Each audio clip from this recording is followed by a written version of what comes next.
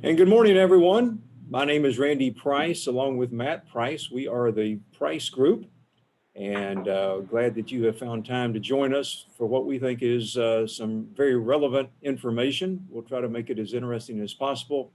We call this podcast the Retirement Planning Pipeline. Today is April the 20th, and we will take about 45 minutes, have time for questions.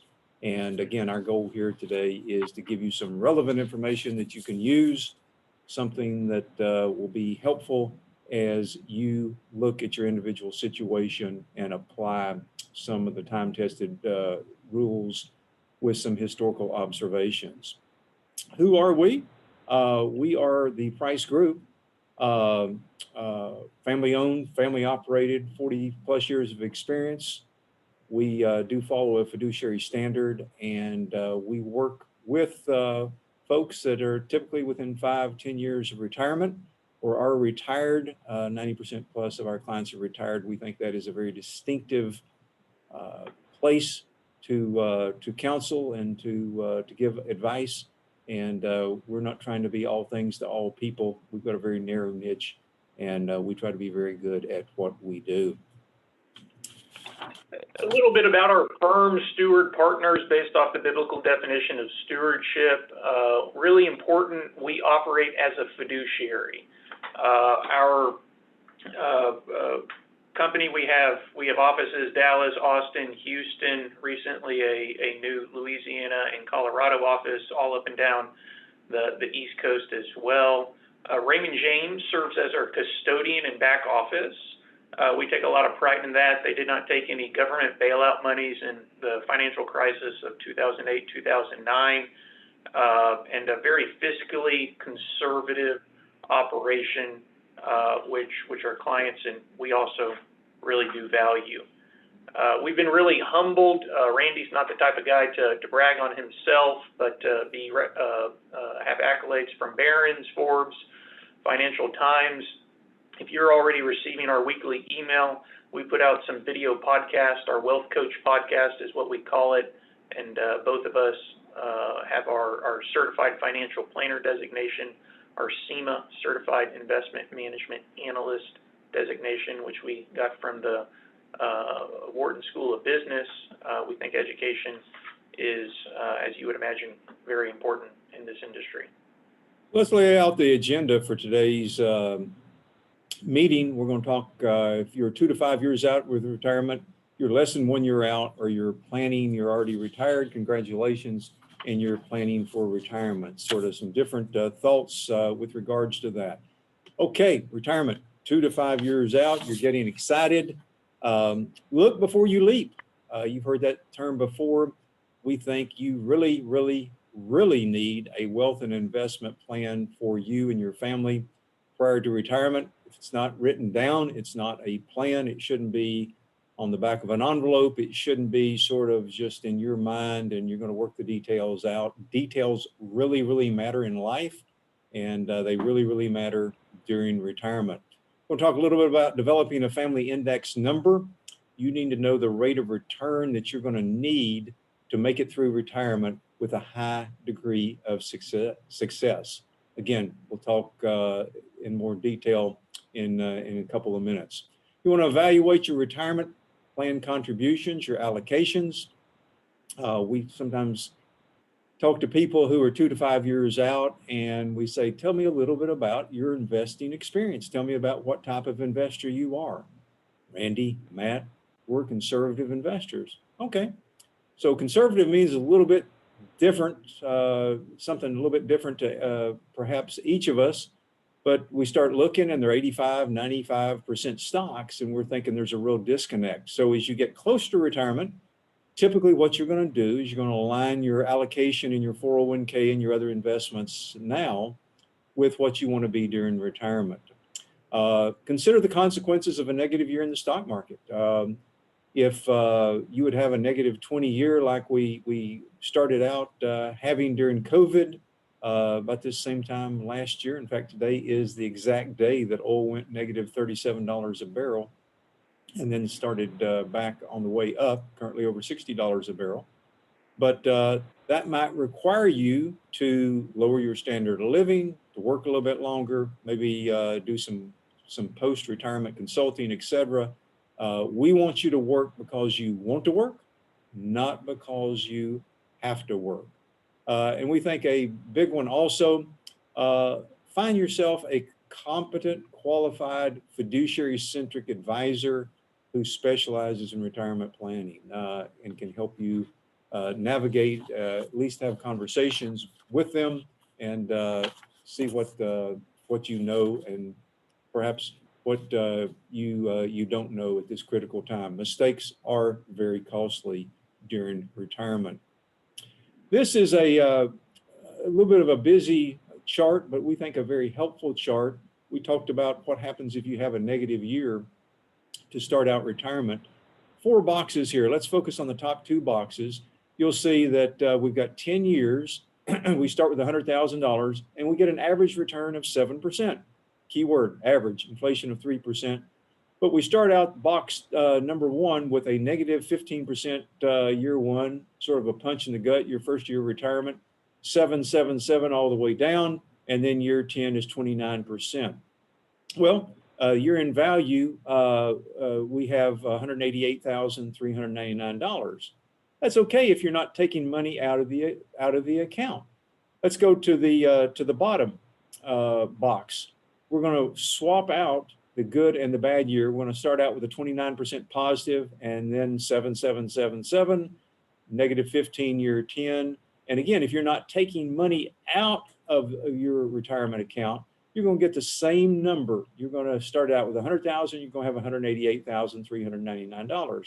Randy, Matt, what's the point? Okay, let's push the I need income button. Upper right hand group of numbers. We're going to take $10,000 out of the account each year. If we started out with a negative 15%, 777, and then with a positive 29%, whoops, you've run out of money somewhere between the 9th and 10th year. You can quote us. Running out of money, not a good thing during retirement. So sequence of events can have dramatic effect. Let's look at the bottom chart, bottom right-hand chart. We reverse that good and bad year. We take the 29% year 1, and we have the negative 15% year 10, and we still have $52,749. So the swap of that good year and the bad year has a dramatic effect on whether you run out of money during retirement. Again, this is just one example. This is just one set of numbers, average return of 7%. You would think, hey, that'd be plenty for me to live during retirement.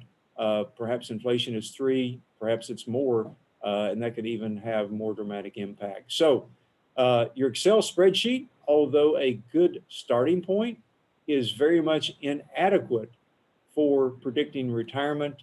We like what we call Monte Carlo simulation, and we do the calculations 1,000 times, and we come up with a confidence level on how prepared you and your family are to enter retirement. Again, more about that later. We can cover that in questions. We spend a lot of time with this as we get together with folks on a regular one-on-one or Zoom basis.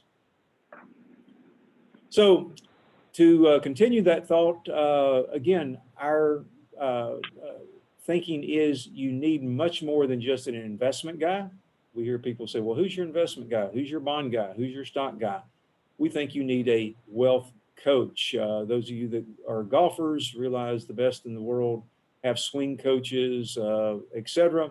And so we think you can benefit from a wealth coach. Benjamin Graham, who was actually Warren Buffett's mentor, said the best way to measure your investing success is not by whether you're beating the market, but whether you have a plan in place and a behavioral discipline that are likely to get you where you want to go. And again, our practice is holistic financial planning, retirement, income tax planning, estate planning, cash flow, insurance, investments, goals and objectives, etc. We think all these things are important, but they become increasingly important as you get closer to retirement. Again, we're talking 2 to 5 years out. So what should a retirement plan include? Retirement's not an event, it's an ongoing process. As we've talked about, if it's not written down, it's not a meaningful plan. Our retirement roadmap, which we call a Live Well plan, will help you determine how much you can spend during retirement. Will your money last? What rate of return do we need? We call that the family index number. And how do you invest during retirement for increasing income, inflation, and also protection of principal? So a lot going on here, and we're going to flesh a couple of these things out as we move forward.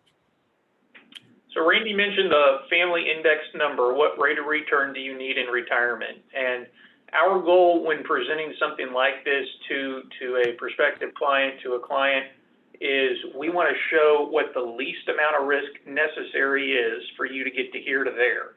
And typically there is somewhere into your mid-90s with a nest egg still intact. And so this by no means is something that we are setting a ceiling on what your return can be.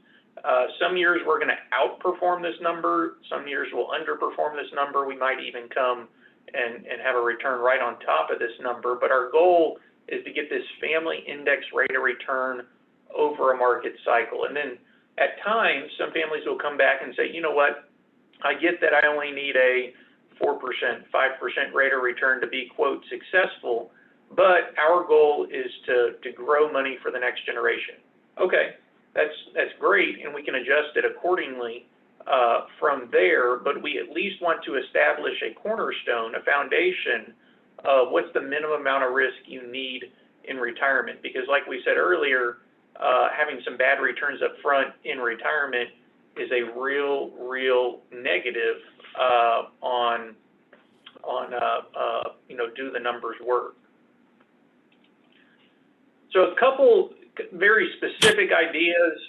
Some of you may already be doing this, have heard of it, but we try to have some very practical information in here as well. The first is a backdoor Roth IRA contribution.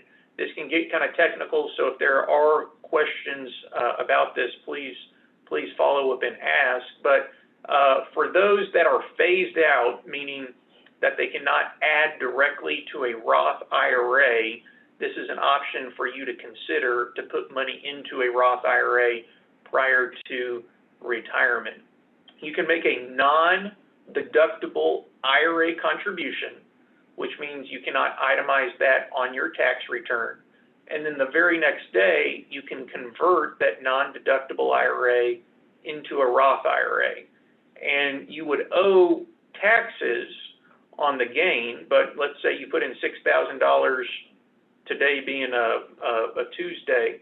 Tomorrow you convert it, there'll be no gain in there, so no income tax is owed, and you can do that every year for you and your spouse.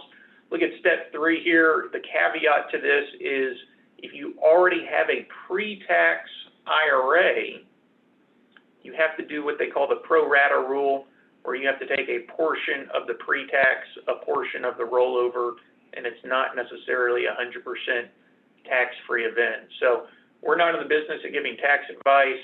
Consult your CPA, but this is a good strategy to get some after-tax dollars into a Roth IRA, even if you're up and beyond the phased-out amount that you're allowed to put in just in a traditional fashion. And the second specific idea, similar but different, the backdoor Roth 401k. 401k having a salient difference than the IRA. What you can do is some 401k plans, not all of these allow it, but some do, allow for an after-tax contribution opposed to a pre-tax, opposed to a Roth, but an actual after-tax contribution. And you can do that in addition to your pre-tax or your Roth contribution.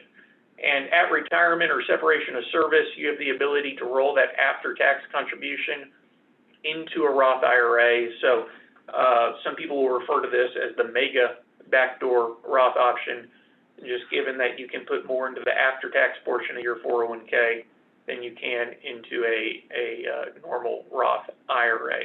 So some technicality there. If you have any questions about that, let us know. But two good, since we're still kind of talking about 2 to 5 years from retirement, some good planning strategies that you can utilize to enhance some Roth dollars, which we think are the most valuable dollars during retirement. And Matt, I think that in-service distribution is fairly unknown by many people, where if you don't like your investment options or you want to diversify a certain age, you can call your 401k provider and ask them, and it's not a taxable event. You still participate in the 401k, but it's very easy to get if you will, a new and improved portfolio, perhaps by rolling that out, no taxes, into an IRA where you've got more flexibility. Yeah, great point. And not all companies do that. Most of the companies that do, that's at age 59 and a half, that they do allow it. We've seen some companies do it at 55, but I'd say a majority are at 59 and a half age, give you the ability to consider an in-service distribution. Evaluating your investment risk budget, we talked about this a little earlier. What would a 25% correction in the stock market do to your retirement? Would it delay it? Would you still be okay? This chart here, it's a little bit busy, but I think it's very educational. The purple line is the S&P 500, and the green line is taking half of the downside risk, but half of the upside risk. And we have some clients who will call and say, "Boy, I do not like risk." And we'll kind of, in a very joking manner, we'll say, "Well, you like some risk. You like the upside risk." We haven't had anyone this year call and complain and say, "Hey, the market's up over 10%. This is just this portfolio is going up way too quickly." Clients don't like that downside risk. But what you can see here is taking half of the downside out, half of the upside out, and by the way, this is from 2000 to 2015, so you could argue and say, well, that wasn't a good 15 years overall total return in the stock market, and you'd be right. But taking half of the downside, half of the upside, you actually end up in a better place 15 years down the road. So our point being, 2 to 5 years from retirement, let's look and see how much risk you are taking and compare it to how much risk we think you need to take in retirement, and not wait until the first day of retirement to make those changes, but proactively make some changes prior to, if needed. Some of you all may remember Peter Lynch.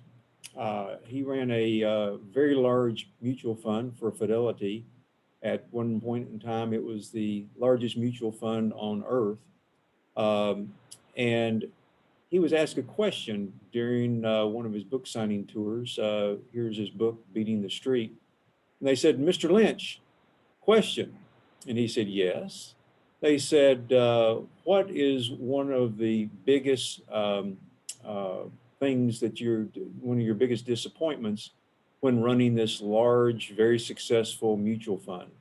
And I think the person asking the question was thinking that he was going to say, "Well, I should have bought, Apple when it first came out, or I should have bought Google, or I should have known about Amazon," or something like that. Some stock, some sector, I sold stocks and gotten out, but without just a moment's hesitation, he said, that is a great question, but a very easy question to answer. And so the guy has his pencil and paper there. He said, the average investor in my mutual fund didn't come close to getting the average return of my mutual fund. The reporter acted perplexed, and he went on to explain that mutual fund companies can track anonymously which investor has put in how much, how long they've left it in, and whether they had a gain or a loss when they sold the position. So buy low, sell high, obviously is the tongue in cheek. Many investors were putting in money at the wrong time, taking money out at the wrong time, and therefore their average rate of return didn't come close to the return that his investors had gotten who invested early and just sat there and didn't try to time the market, didn't try to jump in, try to jump out. We think that's one of the key value adds of having an advisor, if you will, on your family team. Emotions matter when investing. The time when stocks go on sale, it's very much difficult to say, a stock is selling for half the value it was a year ago. Is it still a good company? Is the dividend still intact? Emotions get in the way, because when we invest our own money is sort of soft, cuddly, and yet when you're investing other folks' money, you can be more objective with it. It's sort of the idea of those of you might know a physician. The physician surgeon will never operate on his own family because it's too emotional. He will pass that off to a colleague. Mistakes are more costly as you approach retirement. We've talked about you might have to work longer, lower your standard of living, do a little bit of consulting, part-time work, or a combination of those. Reduction of stress. We become a partner with the families that we work with. We become friends, we become partners, and it is indeed that, a partnership. There's more investment options in a traditional IRA than there is a rollover, than there is a 401k still at the company. Many of our clients will consider some alternative investments, strategies for additional income. Individual bonds can be very valuable in an upward rising interest rate environment. And there's some interesting research that the average investor has dramatically outperformed on a long-term basis. Study by Vanguard. And again, sort of the same thing that Peter Lynch talked about. So we think everyone needs a wealth coach. Consider hiring an advisor. Kick the tires. Ask them to show you what they think they can do for you.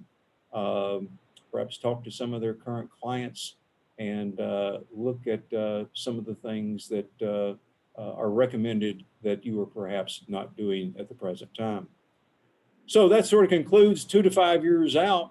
Now we're really on the time, really on the clock, so to speak. We are less than 1 year out. I remember a client who had a big calendar on his wall, and it was an old calendar, and he'd take a pen and he'd mark through the day, and he could tell you when you called him on the phone that he had 64 more days or 144 more days, and he was counting them down. And they had a trip, and they were going across the country on a car trip, and they were pretty excited. But less than 1 year out, let's talk a little bit about the specifics there.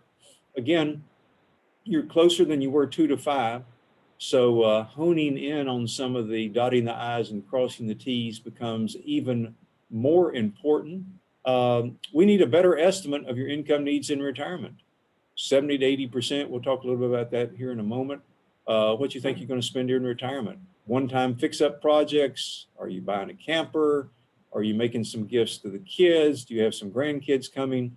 I remember one client who was so excited about his first grandchild that he gave a sum of money to their college savings plan that was, we sort of raised our eyebrow and had a little bit of a conversation. We thought it was very, very generous. And he said, nope, we've talked about it. That's what we want to do. He ended up having 7 more for a total of 8.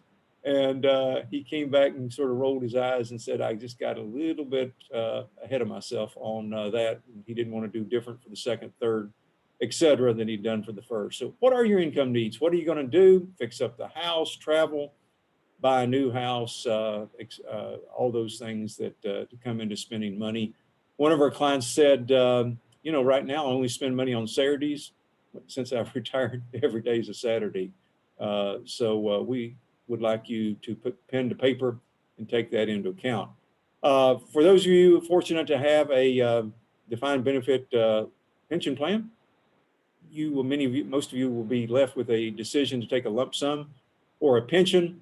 Your outlook on spending, your health, inflation will determine this. Great percentage of the people, over 90%, end up taking the lump sum, we sit down during this planning, less than 1 year out, help you put the numbers on the page and talk about the advantages and the disadvantages. Are you retiring under 59 and a half versus over 59 and a half? Makes a huge difference. Those of you that have studied this know that there's a penalty, perhaps, for taking money out less than 59 and a half.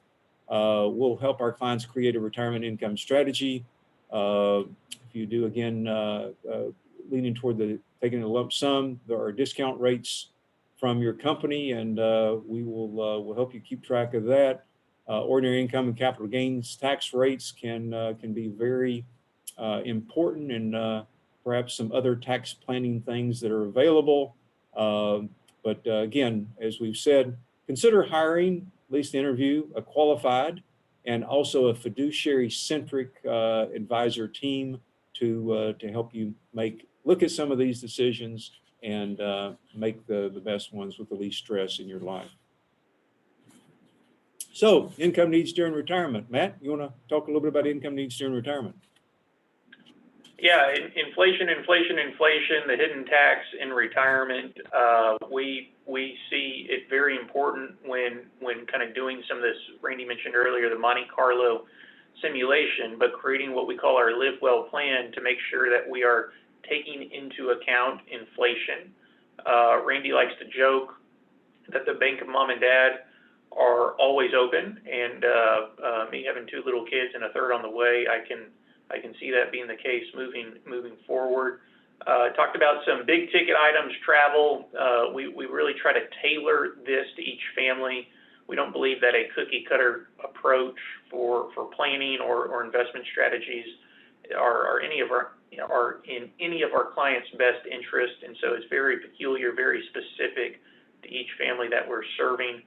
And as you know, there's a lot of fixed expenses, but you also have a lot of variable expenses, and so we like to build in a buffer on there. Typically, we see most people ending up spending about 70 to 80% of what they were making prior to retirement. You're not driving into work, you're not probably eating out as much, but at the same time, you could be spending more on healthcare, you could be spending more on travel, you could start this as the time where gifts to family members are included. So no 2 plans are similar, but we can help you come up with a good estimate of what you think you're going to spend if you haven't done that work already. We never like to use the B word, a budget. We like to say cash flow planning, but 70-80% is typically what we do see. I'm sure a lot of you have heard of the 4% rule.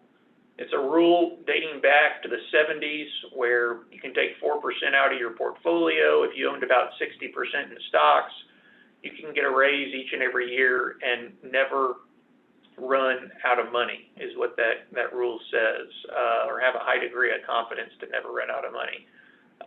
There's some, I would say, interesting new research out there that makes a fairly compelling argument that 3% could be the new 4%. And you say, well, Matt, Randy, is that you just being negative Nancy, pessimist based on your outlook? Well, no, let's look back at the 70s and 80s when this 4% rule, this study was done. Where were interest rates? Interest rates were a lot higher. Randy likes to tell the story, the first condo that he purchased in Houston back in the early mid-80s, his mortgage on that was north of 10%. We had a client just a few weeks ago refinance a 30-year fixed mortgage with no points at 2.5%. So interest rates, as everyone on this Zoom call knows, are much, much lower. Therefore, the non-stock piece of the portfolio, the bonds, the fixed income, are not generating as much income. And so the Federal Reserve, they haven't really said this in any of their public comments, but they forced retirees into risk assets, into owning more stocks, which has, because the interest rates, whether it's artificial or not, are a lot lower than they have been historically. So we think it's even more important to consider the withdrawal rate the younger that you are. This is something that we take into account with the Live Well plan. as well. And if you're fortunate to have a defined benefit pension plan, you will more than likely, one company that does not have a lump sum option. And so we're asked many times, help me compare, help me contrast. What's best? See what my friends are doing. And again, what your friends are doing may be helpful, but we want to look at your individual peculiar situation. That's what a fiduciary does. He gives advice that's in your specific best interest. So the pros of taking the pension: income for life. The company takes the investment risk. You do have limited flexibility. If inflation rears its ugly head, your purchasing power is diminished. I'm reminded of the rule of 72. How long does it take your cost of living to double? With you divide the rate of inflation into 72, and it tells you how long it takes your cost of living to double. So if you're retiring at 60, think about this. If you have 3% inflation, well, your cost of living is not going to double for 24 years. 72 divided by 3 is 24. But if you get 6% inflation, which we've obviously had before, the cost of living would double every 12 years. We're not predicting it, but obviously if you're 60, you could have a cost of living doubled by 72 at 6% inflation. So it is possible. What is the risk of your company? Is the company pension plan fully funded, et cetera? If you do decide to take the pension, you take a single joint option, period certain, how long you're going to live, you're making large purchases, paying off debt, some non-company annuity alternatives are out there, so on and so forth. The lump sum flexibility, you increase your chances for a future inheritance to your heirs. Estate planning flexibility. The con, someone could spin through if they're not good conservators of capital, could spend through more money than they would like. Do you have an investment process? Do you have a number in mind to leave a potential inheritance for your heirs? And what is your break-even point when comparing the lump sum and the company pension plan? Where are interest rates going to go? Where is inflation is going to be going forward? All things that we take a close look at and help you feel really comfortable with what's going on. If you're less than 59 and a half, there's a whole set of rules that help you. Question is, hey, I need money. I'm retiring less than 59 and a half. We can really help tell you when you have enough. You tell us when you had enough. And sometimes people tell us they've had enough before the government says that most people should retire 59 and a half. So you might take a one-time distribution. You might use a code section in the IRS code called 72T. You might use net unrealized appreciation. You might use a line of credit. You might do consulting. You might support your lifestyle via sale of some after-tax assets. Some combination of this. We're running through these rather quickly, but suffice to say, there are ways to retire pre-59 and a half without feeling like you're poor, put food on the table and balance your tax brackets out and make sure that you're well taken care of as far as income for that. So keep that in mind as you're looking at retirement. Here's a look at the capital gains tax rates based on your ordinary income for a married couple. You can see down here the tax bracket, the 10 and the 15%, and this is a hair dated, but up to a certain amount, you can have a 0% capital gains tax rate. So one thing to consider, you have some capital gains taxes in an after-tax account. Consider holding on to those until that first year of retirement, or possibly the second when your income does significantly move lower, and we can play the tax arbitrage game at that point. So obviously, something that the Biden administration has talked about is an update to the tax code, tax laws, and so I'd say let's wait and see what happens. As of right now, it looks like capital gains should not change assuming you have less than $1 million of capital gains in one calendar year, but nothing final as of yet. Dividends matter in retirement.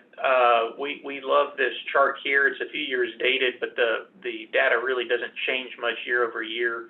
What you're looking at, the blue plus the yellow, if you want to call it a yellow, maybe it's more of a mustard, is the total return. So the dividends plus the capital appreciation by decade dating back to the 1940s, so World War II time frame. And what you can see there, the mustard yellow, is the percent of the total return that can be attributed to dividends. And let's just look at the long-term average there, dating back to 1930.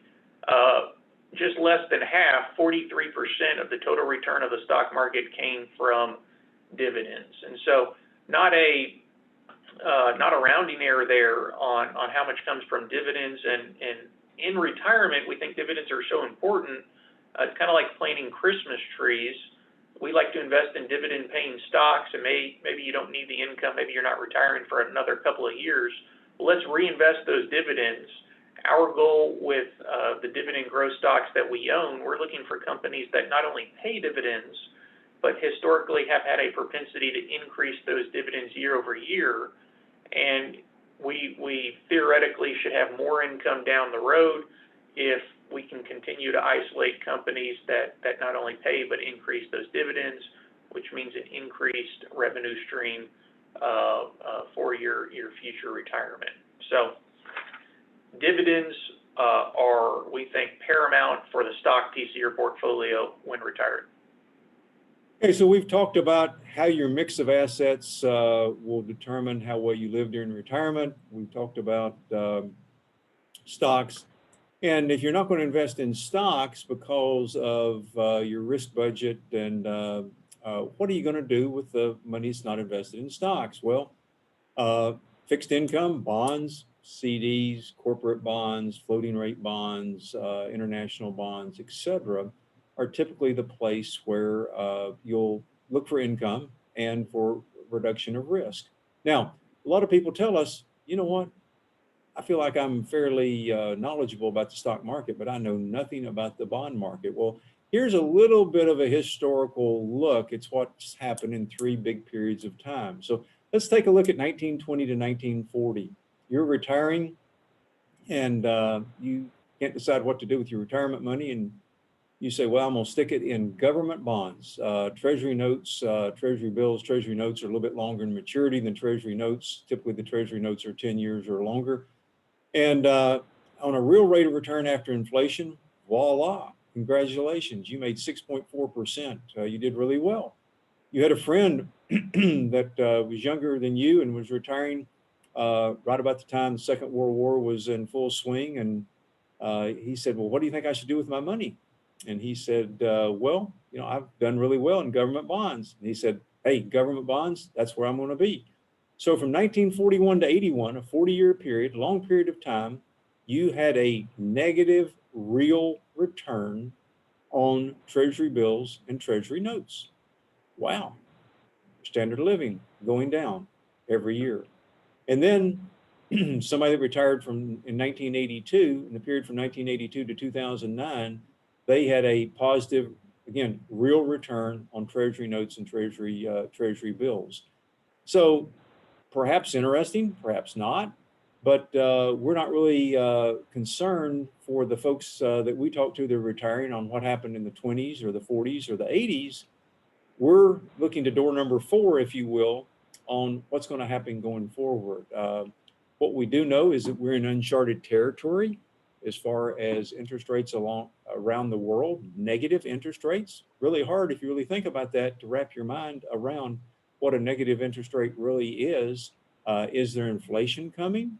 What kind of bonds can I couple with my stock portfolio to give me some income and not be susceptible to some inflation risk, et cetera? It's a whole new world out there with regards to fixed income. We would argue that the era of safe bonds is over, and that more than ever, you need not only an investment process for your stocks, but you need an investment process for your fixed income. Speaking of investing process, what if you invest in stocks without a process? Great chart here. The old adage, buy low, sell high. You can see there, the line there is the stock market, and you can see the equity flows are sort of the lime green line, and that more stocks have been bought at time when stocks are high. And the thought process goes like this: well, got too much money in bonds or cash, and it looks like the stock market's doing well. Let's put some money into stocks. And so people have bought high. And then we go to 2008, we can see where the stock market actually had a very bad year, and we saw the selling of stocks at the time when people should have been buying stocks. And then the gray colored mountains are where people put money into fixed income. So people pulled money out of fixed income when they should have been buying fixed income, and they pulled money out of stocks and bought bonds when they should have been doing just the opposite. Again, emotion is a really difficult headwind to overcome, and we see people without an investment process making some mistakes. How much can I spend in retirement? How to invest to meet my needs? As we've said, unfortunately, many investors make poor decisions during stressful periods. Some of the psychologists have looked at this, and one side of the brain sort of turns off, letting emotions get in the way. Discipline and income generation are the core principles of our process-driven. Process means you can do it in sort of good markets, bad markets, so-so markets. Obviously, everything works better in good markets, but our goal as a retirement team is to be your fiduciary, to help you protect your assets, also generate a level of income and also growth that you need to meet your objectives during retirement. So again, process is very, very important. So let's look here just for a couple of minutes, planning after retirement. We think something, if you already are retired, a key thing to consider is stress testing your portfolio. And like we mentioned earlier, the more you're taking out of the portfolio, the more stress you're already putting on it. So I like this 4% number. Let's say you're taking 4% out of the portfolio every year, and your portfolio is down 20%. If you think about it, some intuition might tell you, well, I need 20% just to get back to break even. No, you actually need 35.5% just to get back to break even when you're taking out that 4%. And obviously, the more money you're taking out, the bigger hurdle you have to take. You have to get back over just to get back to where you were. And so in retirement, it's less about beating some arbitrary index, the Dow, the S&P, whatever it might be, and it's more about controlling risk on the downside. Dividend stocks historically have done a good job of that, and like Randy mentioned, that's why it's, we think, paramount to have an investment process specifically for retirement. When we sit down with folks, we have planning ideas for consideration from what assets get held in the IRA accounts, gifting appreciated stocks, or using your IRA to make charitable gifts, where to take distributions, balance out tax brackets, so on and so forth, Roth conversions, a lot of things that go into this. And again, value added with a fiduciary-centric advisor team.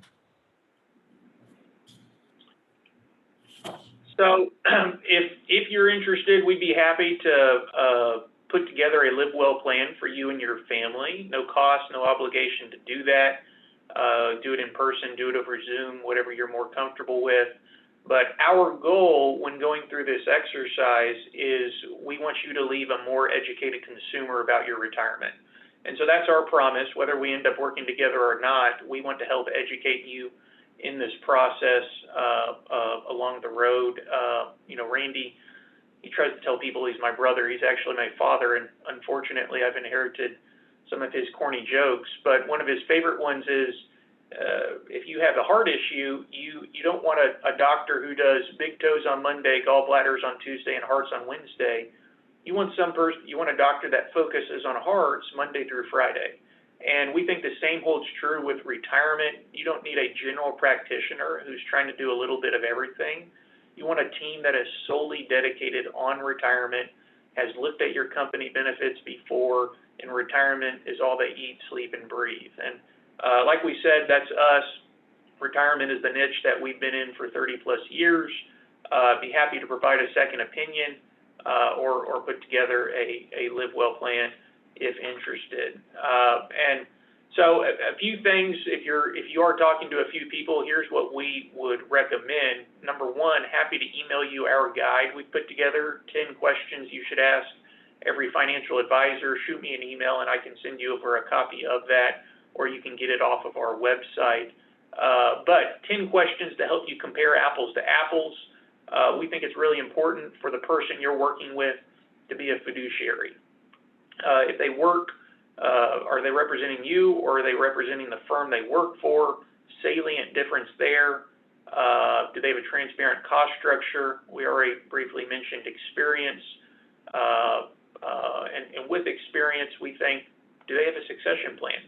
You typically don't want to hire a doctor, an attorney, an advisor like us if they are much older than you and don't have someone already in place for if and when they do retire. What niche are they serving? And you want to know that you matter. Someone that offers a cookie cutter type of process is probably not having your best interest in heart. I think one of the best questions you can ask is, how many clients are you currently serving? That can help you answer the question, do you have a good client to advisor ratio? And obviously communicating well, are they speaking in a manner that you can understand? So a lot of moving pieces. Like I said, a guide that we put together to kind of help put a bow on it. But once again, we'd be happy to put our best foot forward and create a live well plan for you and your family if you are 5 years or less from retirement. So look before you leap. Very important to do your planning, to do your homework. We certainly appreciate your time. We are available for questions via email, via phone, in-person meetings, Zoom meetings, etc. That's our team there: Maddie Kearns, Tiffany, myself, Matt, and Melissa. And so again, we are here for you. Thank you for your time. Again, feel free to reach us out with questions or comments, and hope to see you real soon on another one of our podcasts. Thank you. Have a good day. Bye-bye.